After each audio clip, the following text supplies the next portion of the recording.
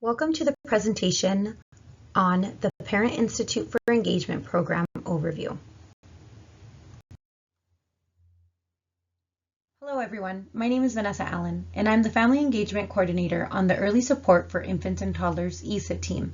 As the Family Engagement Coordinator, I am dedicated to building strong relationships with families, fostering open communication, and empowering them to become active participants in their child's development.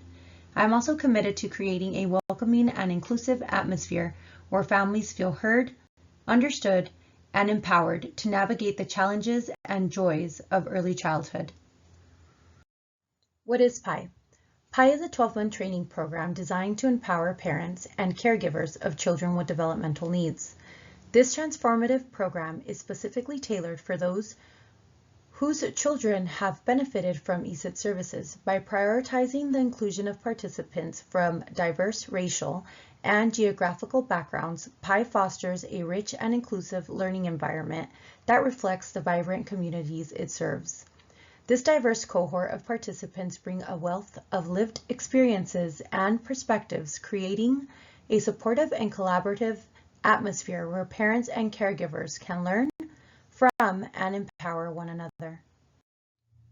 As depicted on the map, the state of Washington has been divided into 5 distinct regions, each represented by a unique color code. During the recruitment process for the PIE program, our goal is to ensure representation within each region. The successful execution of this strategy has resulted in recruitment of over 40 graduating members, a testament to the effectiveness of the region-based approach. This inclusive representation ensures that the diverse perspectives and experiences of individuals from all corners of the state are adequately captured within the PIE program. By leveraging the region-based recruitment strategy, the program has been able to foster a vibrant and inclusive learning environment that reflects a rich tapestry of Washington's geographical and cultural landscape. Some examples of what has been learned are Robert's Rules of Order, the Interagency Coordinating Council, State ICC, and its role with ESIT. The cohorts have also engaged in extensive public speaking training, mastering the art of delivering persuasive and impactful presentations. This skill set empowers them to confidently address diverse audiences, rally support, and inspiring actions on crucial issues. Through this, the cohorts have emerged as well-rounded individuals preparing to lead with confidence, advocate effectively, and collaborate effectively within their respective fields. Some of the workgroup and volunteer opportunities that Cohort 2 members participated in were the Needs Assessment Conversation, learning from your experiences and perspectives. This was a chance for PIE members to share their thoughts and experiences in early intervention. Some questions that were discussed were: what are the biggest challenges you see in the system and services for young children and their families? What has worked well for families that we need to build on, increase, or pay more attention to? They also participated in the public charge work group, where members looked at public charge documents to make them more family friendly. They were part of the decision tree and descriptor statement work group, where members were provided a more in-depth understanding of the COAST ratings and the decision tree, and worked on how to make it a tool for engaging families in the discussion and decision making. Cohort 2 members also worked on the ESIT parent rights and procedural safeguards. This is where they advised and worked on formatting the parent rights and procedural safeguards booklet. They also participated in the family resource coordinating trainings, where they were facilitators for the breakout rooms.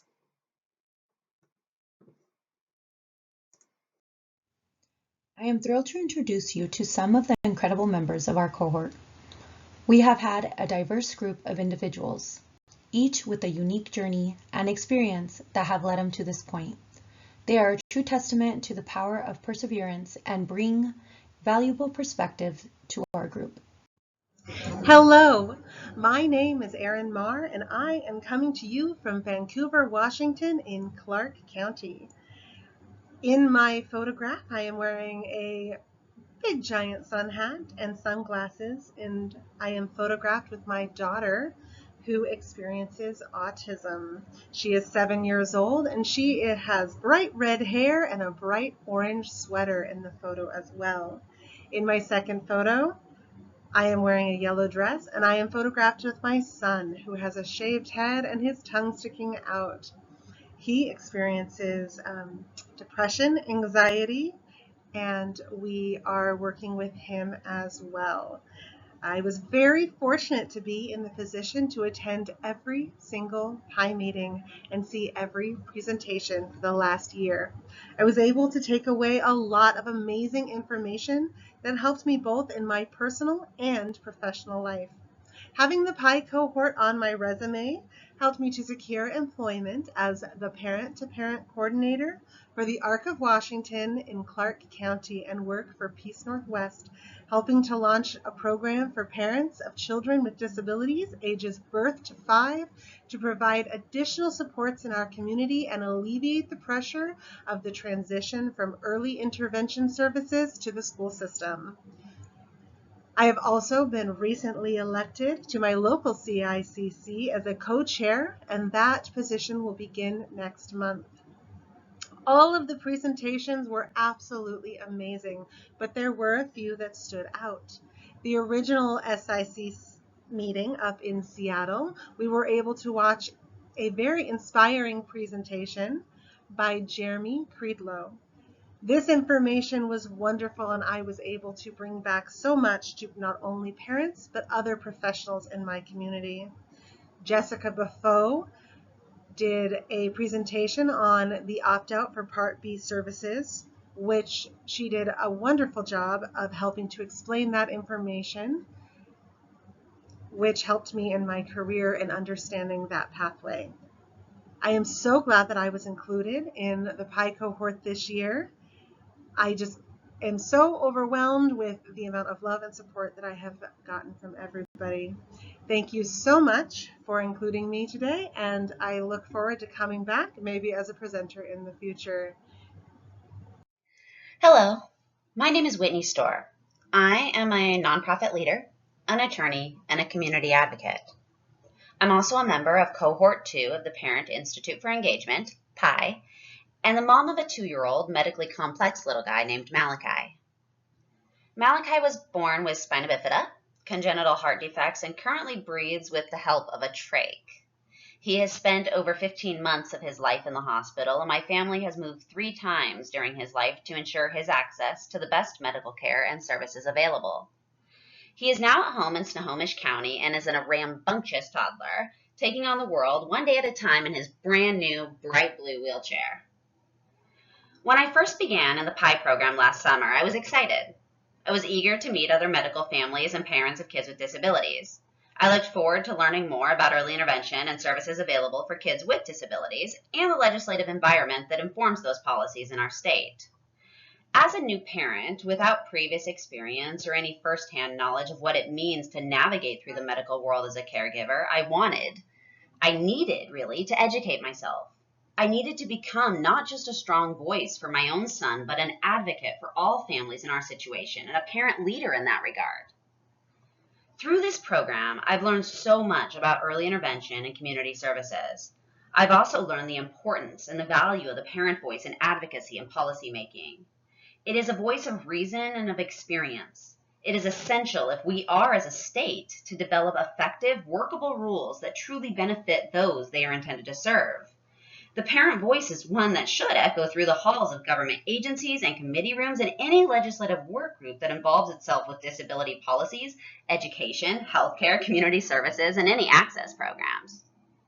As a PIE member, I've had the opportunity to participate in several work groups, including recently the ESIT Safe Start work group in the wake of the COVID-19 Stay Home, Stay Healthy order and the transition to tele-intervention services. I've also served on the SICC Public Policy Committee. In addition, since learning more about ESIT services, I have been involved with the King County ICC and more recently, the Family and Interagency Coordinating Council of Snohomish County. I'm grateful to have had the opportunity to be part of Cohort 2 of the PIE program. It's been immensely beneficial in enhancing my knowledge of the landscape of services benefiting Washington families and children with disabilities. It's challenged and pushed me to become a better advocate for my own son and to step into the role as a parent leader to advocate for other children and families as well. Thank you for this opportunity and for your support of the PIE program and all of us that make up Cohort 2. Hello, I am Lindsay Topping-Schutz, mother to Owen Schutz, who will be 4 in September. Owen was diagnosed with Cre-du-Chat syndrome and a slight microduplication of his 17th chromosome prenatally. And that diagnosis led us to meet a great team of people at the Pierce County Birth to 3 program. And that is actually where I learned about the PIE program. I would say going into the PIE program, my hope was to be able to really find and strengthen my voice in advocating for Owen. I learned that although I had always thought of myself as somebody who could be brave and speak up, there's a certain dynamic and a certain way to do that in trying to advocate, whether it's in a political atmosphere or even bigger than that when it's advocating for your own child and how emotional that can be. I definitely feel like I achieved a lot of support and education on how to be successful doing that through our training at PIE. By far, the biggest piece of the program for me was having that support and education. I think that leaving PIE, I feel like I have a bit more confidence in myself, and I also feel like I now have a much deeper network of people to be able to lean into when something comes up and I'm not sure what to do. And I think that that's huge. And it's something that I feel like I have access to, and I now can share that with other people that are in my community as well. So leaving PIE, I feel very appreciative to have had this opportunity, and I look forward to how I can try to help a little bit more once COVID is ended. Thank you. Enrolling in PIE has not only enriched the lives of our participants, but it has also fostered a sense of community and engagement amongst them. Beyond their child's direct involvement within ESIT, parents have discovered opportunities for meaningful contributions through various avenues. Some have actively participated in committees, leading their perspectives and support to program decision-making, while others have gone above and beyond, becoming integral members of our ESIT team, sharing their expertise and dedication to enhance the program's offerings. These parent involvements not only strengthen our program's foundation, but it has also created a vibrant environment where parents feel empowered. The Department of Children, Youth and Families, DCYF, Early Support for Infants and Toddlers, ESIT team, is proud to recognize the dedicated Parent Institute for Engagement PIE Leadership Program. These individuals have demonstrated their commitment to supporting families and children through their active involvement in the program year. Through a series of virtual meetings conducted via Zoom, participants engaged in collaborative work groups, sharing their expertise and contributing to the ongoing development of ESIT resources and initiatives. This certificate of participation and completion is awarded by DCYF, is reflected by the number of meetings attended and the level of engagement in workgroup activities. This recognition serves as a testament of hard work, dedication, and invaluable contributions by these individuals, who are true champions for the well-being of young children and their families. Their leadership and commitment to building a stronger community for all have made a lasting impact on the lives of countless families. Members also receive a letter from Glenna Gallo at the Office of Superintendent on Public Instruction, OSPI, congratulating them on their graduation and commending them on their commitment to develop and expand and practice leadership skills and companion skills for stewardship, for current and future opportunities to advocate, lead, and govern within early intervention, care, and education settings. They also like to extend a special invitation to the cohorts. Consider future opportunities to serve on the Washington State Special Education Advisory Council, SICC. SICC is established through the Individuals with Disabilities Education Act, IDEA.